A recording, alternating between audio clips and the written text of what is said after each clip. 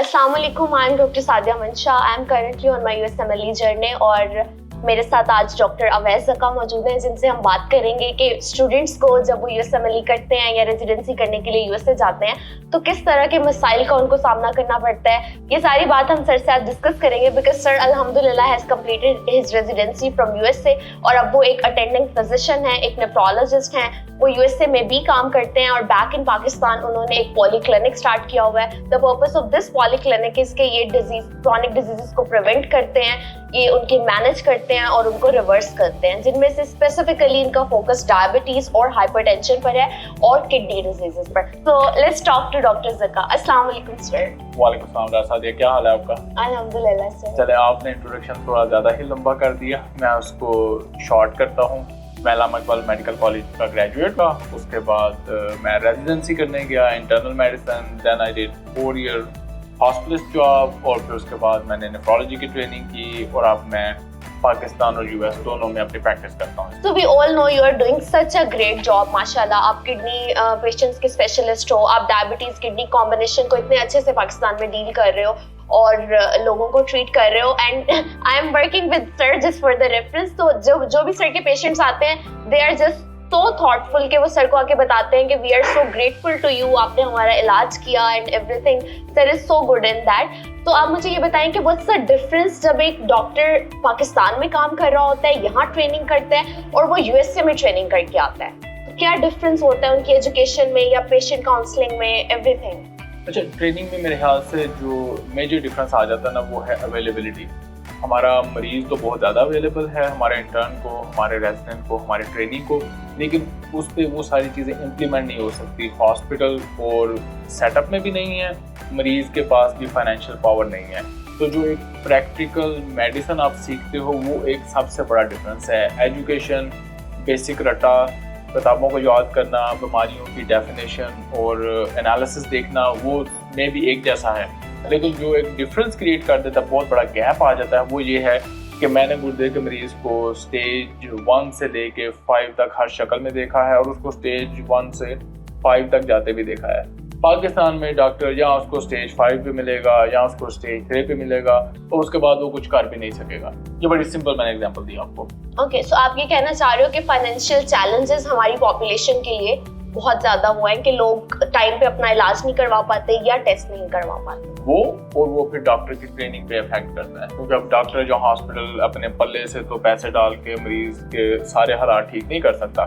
जिस दिन वो हॉस्पिटल में, फॉर एग्जांपल जितना हॉस्पिटल में आता है उस दिन आप उसको डायग्नोज तो कर लेते हो, लेकिन उसके बाद उसका फॉलो अप, उसको लॉन्ग टर्म लेके चलना, जिससे डॉक्टर की समझ में इजाफा होता है। जैसे फॉर एग्जांपल मुझे किसी ज़माने एक मरीज ने बताया कि मेरे डॉक्टर ने कहा है कि ये नेप्रोक्सन का कोई साइड इफेक्ट नहीं होता।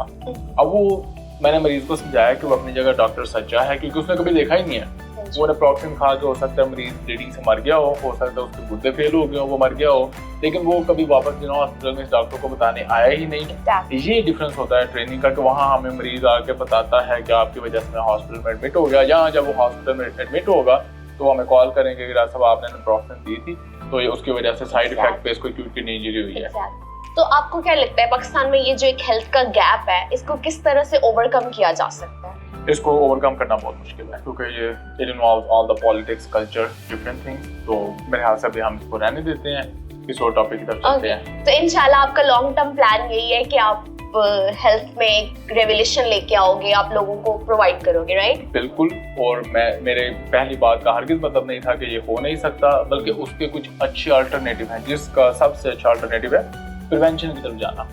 क्योंकि यहाँ पे जब भी मैं प्रिवेंशन और प्राइमरी केयर की बात करता हूँ तो लोग कहते हैं जी कि ये शशके वाले काम है, लेकिन मेरा मानना है कि हमारी तो मजबूरी है, हम कर ही प्राइमरी केयर और प्रिवेंशन सकते हैं ईजीएस्ट, चीपेस्ट। सिर्फ थोड़ा सा हमें पेशेंट को एजुकेट करना है, उसको बताना है कि तुम डायबिटीज, हार्ट अटैक, पाँव कटवाना, किडनी इंजरी अफोर्ड नहीं कर सकते, तुम्हें उससे पहले अपने लाइफस्टाइल को चेंज करना है, इसको जल्दी से जल्दी पकड़ के वहाँ पे रोकना है। That's my view. Okay sir, that was great. अब कुछ students हैं who want to be like you, कुछ अभी medical के बच्चे हैं, they are in first year, second year, कुछ they have graduated and they are looking for other options in career. तो how would you just guide them कि वो किस, because वी नो कि देयर आर मेनी चैलेंजेस जब आप किसी ऐसे बड़े लेवल पे जाते हो, आप फॉरेन एग्जाम्स देते हो, उसमें बहुत चैलेंजेस होते हैं, फाइनेंशियल चैलेंजेस, अदर चैलेंजेस। तो according to you what are the most you can say the triggering thing जो इस सारे पाथवे में उनको like you want to guide them? मेरे ख्याल से आप सही कह रही हैं, सारे का सारा पाथवे ही बड़ा स्ट्रेसफुल है। डिसाइड करने से कि मैंने यूके जाना है, यूएसए जाना है, यहाँ कहाँ भी जाना है। बाय द वे मेरा अपना व्यू है कि आपको डेफिनेटली इस किस्म का एक्सपोजर लेना चाहिए। बेशक आप मुकम्मल ट्रेनिंग यहाँ पे कर भी लें, फिर भी 1-2 साल बाहर किसी जगह से ट्रेनिंग करके वहाँ को अच्छी तरह देख के वापस आने में कोई हर्ज नहीं है, ये अच्छा स्टेप है। हम लेकिन बात करते हैं उन स्टूडेंट्स की जो right after MBBS move on करना चाहते हैं मेरी तरह फॉरेन ट्रेनिंग के लिए। सबसे पहला तो ये स्ट्रेस के डिसाइड करना कहाँ पे जाएं, क्योंकि हर मुल्क हर जगह के जाने के अपने चैलेंजेस हैं। उसके बाद फाइनेंशियल है, स्टडी का चैलेंज है, घर वालों का बर्दाश्त करने का चैलेंज है। उनको लगता है कि 2 साल जो बंदा क्या वेला बैठा हुआ है, उसको नहीं पता कि कितनी मेहनत कर रहा है, क्योंकि मैं खुद इसमें से गुजरा हूँ। लेकिन मेरे यहाँ से जो सबसे बड़ा चैलेंज हम भूल जाते हैं वो है एक्चुअली रेजिडेंसी या ट्रेनिंग मिलने के बाद वहाँ के कल्चर में सेट होना। तो इवन दो कि वो आपको कोई नहीं आके बताता, वो इसलिए कि वहाँ पे हम स्प्रेस कर लेते हैं। मैं स्प्रेस नहीं जैसे कर सका था। लोग वहाँ पे अडॉप्ट करके अपनी उस चाहत को, अपनी रेस्टलेसनेस को बस पीछे ब्रेन के कहीं डाल देते हैं, उनको भूल जाता है, इसलिए उस स्ट्रेस की बात ही कोई नहीं करता। लेकिन मुझे लगता है कि जितने हम लोग बाहर रहते हैं काफ़ी स्ट्रेसफुल सिचुएशन में रहते हैं, लेकिन हम क्योंकि बाकी ज़िंदगी की आसानियाँ हैं तो हम उसको इग्नोर करके बैठे रहते हैं। तो it doesn't feel that way, जो कि बाद में अचानक बुढ़ापे में आपको एकदम फील होता है कि ये मैंने क्या कर लिया सारी ज़िंदगी। फिर लोग वापस आने की कोशिश करते हैं कि बस मैं पाकिस्तान वापस जा रहा हूँ। तो वो भी एक स्ट्रेसफुल पार्ट है कि वहाँ पे जाके कल्चर को अडॉप्ट करना, वहाँ पे नई चीज़ें सीखना, फाइनेंशियल, कल्चरल सारे स्ट्रेसेस हमारे पास आते हैं। Sir, so we know that कि हम पहले एग्जाम्स देते हैं, एग्जाम्स देने के बाद फिर हम अपना ऑब्जर्वरशिप्स ढूंढते हैं and then we go for a math cycle. तो इस सारे प्रोसेस में आपको क्या लगता है सबसे स्ट्रेसफुल कौन सी चीज़ है जिसके लिए we have to prepare ourselves very well? इसमें मेरे ख्याल से सबसे स्ट्रेसफुल है इंटरव्यू पार्ट। ओके, आपको सिफारिश करा के इंटरव्यू भी निकल आएंगे, मोस्ट लाइकली आपके अपने स्कोर्स पे भी निकल आएंगे, आपके स्ट्रॉन्ग CV पे भी बहुत कुछ हो जाएगा। लेकिन जिस दिन आपने उधर इंटरव्यू के लिए जाके इस तरह सीट पे सामने बैठना है, that's probably the most critical part, और वो ही डिसाइड करता है। तो मैं हमेशा रिकमेंड करता हूँ अपने स्टूडेंट्स को, जूनियर्स को, जब मुझसे स्टूडेंट यहाँ पे रोटेशन करके जाते हैं, कि आपने अपने इंटरव्यू स्किल इंप्रूव करनी है। और उसका 2 पार्ट है, एक तो कि यार किस तरह आंसर करना चाहिए सवालों को, ठीक हो गया। दूसरा है कि बैठ के उस दिन आपका जो प्रेजेंटेशन है कि बॉडी पोस्चर, तो you just have to be real but confident and trustworthy, क्योंकि वो जो सामने इंटरव्यू करने वाला उस्ताद बैठा होता है वो 20-25 साल से इंटरव्यू कर रहा है। तो अगर आपके अल्फाज आपकी हकीकत से नहीं मिल रहे तो वो आपको 2 मिनट में पहचान जाता है। स्पेशली आप उसके सामने उसकी नज़र में लड़खड़ा रहे होते हैं, बेशक आप बड़े कॉन्फिडेंस इंटरव्यू दे रहे हैं, लेकिन उसको पता है कि दिस इज़ नॉट रियल। इसलिए मैं रिकमेंड करता हूँ कि जो कुछ आपके CV में जो कुछ आपका रियल है उसी को रखें और उसको कॉन्फिडेंस से, इंटरेस्ट के साथ बोलें। तो इंटरव्यू की तैयारी, प्रैक्टिस करना, अच्छी तरह उसको लर्न करना, मेरे ख्याल से इस पर बहुत ज़्यादा फोकस होना चाहिए। तो I am currently working with sir. Luckily मुझे सर के साथ फर्स्ट ऑब्जर्वरशिप ऑफर हुई and I am learning a lot from him.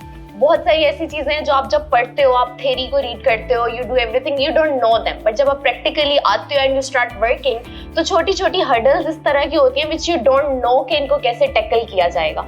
तो according to me, according to my experience, it's very good idea कि अगर आप पाकिस्तान में ऑलरेडी किसी US डिप्लोमेट डॉक्टर के साथ काम कर लो, because you will have an idea कि उनकी मेंटालिटी किस तरह की होती है and how they proceed themselves. Sir, बहुत सारे बच्चों को ये लगता है कि there is no benefit of doing this observership in Pakistan. They just think कि जी उधर जाके करेंगे तो ही CV में ऐड होगा, पाकिस्तान में करेंगे तो उसका फायदा नहीं है। So what do you think about that? अच्छा, उनकी फीलिंग सही भी हो सकती है, क्योंकि अनफॉर्चुनेटली हमारे अमेरिकन ट्रेंड डॉक्टर भी आके पाकिस्तानी रंग में बदल जाते हैं, और उसकी फाइनेंशियल बेसिस है जो कि मैं आपको अगले दिनों में सिखाऊंगा। अभी तो कुछ दिन हुए हैं ना, तो बस इसी तरह की सारी चीज़ें मैं बच्चों को सिखाता हूँ, business side, practical side, cultural side. Clinically आप घर बैठ के पढ़ सकते हो, मेरी वीडियो देख के बहुत ज़्यादा लर्न कर सकते हो, लेकिन वो जो आप प्रैक्टिकल जो आपने बात की है, जो आप सीखती है ना पेशेंट का, अब आपको इसलिए पता है कि हम पहले पेशेंट की हिस्ट्री और सारा डेटा लेके रखते हैं, क्योंकि वो जो 30 मिनट पेशेंट के साथ हमारे गुजरे वो एक cultural in depth social discussion हो, क्योंकि जब तक मैं पेशेंट का वो नहीं समझूंगा ना, तो फिर हम पेशेंट को लेके चल नहीं सकते। जैसे आपने पिछले दिन भी ऑब्जेक्शन रेज किया था कि सर आप बड़े सिलेक्टिव पेशेंट को लेके चलते हैं। एग्जैक्टली। तो विच इज़ फाइन। अभी 2 दिन पहले एक डायलिसिस टेक्नीशियन से मेरी बात हुई तो उन्होंने मुझे कहा कि सर मैंने ये पेशेंट को भेजना है, कल आ जाए। तो उन्होंने पहली दफ़ा पेशेंट को रेफ़र करना था तो मुझे उनको वॉइस नोट छोड़ना पड़ा कि सर ये मेरी रिक्वायरमेंट्स है, आपने पढ़े लिखे पेशेंट को भेजना है क्योंकि मेरी टीम का टाइम बड़ा कीमती है। अच्छा, पढ़ा लिखा समझदार भी होता है, लाजमी नहीं कि वो कोई PhD हो, क्योंकि बाद PhD भी जाहिल होते हैं हमारे पास। तो एक समझदार पेशेंट को भेजना है who values his health, families health, ताकि उसको पूरा बेनिफिट हो हमारे पास आने का। हमने कोई जादुई नुस्खा तो देना नहीं होता। मेरा मेन काम होता है पेशेंट का माइंड सेट चेंज हो, उसकी जो बीमारी का व्यू है जो कि एरोनियस है पाकिस्तान में, वो चेंज हो ताकि वो अपने आप को बेहतर कर सके, आगे अपनी फैमिली को बेहतर कर सके। तो बाकी सेटअप में भी स्टूडेंट्स को नहीं फ़ायदा होता, इस सेटअप में आकर जब वो प्रैक्टिकल देखते हैं तो बहुत ज़्यादा फ़ायदा होता है। अगर आप इसमें कुछ ऐसे पुराने मेरे स्टूडेंट्स को टैग करोगी इस वीडियो के साथ तो वो अपना एक्सपीरियंस शेयर करेंगे कि उनको क्या फ़ायदा हुआ, उन्होंने क्या सीखा, और अपना आप कुछ मंथ के बाद बताना क्या रहा। तो डेफिनेटली फ़र्क पड़ेगा और बहुत कुछ सीखने को मिलेगा जो मैं एक्सप्लेन भी नहीं कर सकता। और स्पेशली उसमें छोटा सा पार्ट जो मैं हमेशा समझो कि थोड़ा सा पुश करता हूँ, स्टूडेंट्स के पास टाइम नहीं होता, वो है लिटरेचर का पार्ट, जिसमें उनको हार्वर्ड बिजनेस रिव्यू के कुछ आर्टिकल मैं लाजमी पढ़वाता हूँ और 1-2 लिटरेचर में मेरे फेवरेट ऑथर हैं, उनके स्टोरीज या उनके नावल। उसका बेसिक मकसद है एम्पैथी पैदा करना, जिसका मतलब है कि you have to learn to be in the shoes of the patient या कोई भी दूसरा पर्सन, ना सिर्फ पेशेंट, रिसेप्शनिस्ट, पेशेंट का अटेंडेंट, जैनिटर। तो आप उनके शूज में भी बैठ के सोच सको कि वो दुनिया को किस तरह व्यू करते हैं, आप सिर्फ अपनी ना उन पे थोपो। तो ये एक मेरा एडिशनल पार्ट होता है जो मुझे थोड़ा सा कंपेल करना पड़ता है।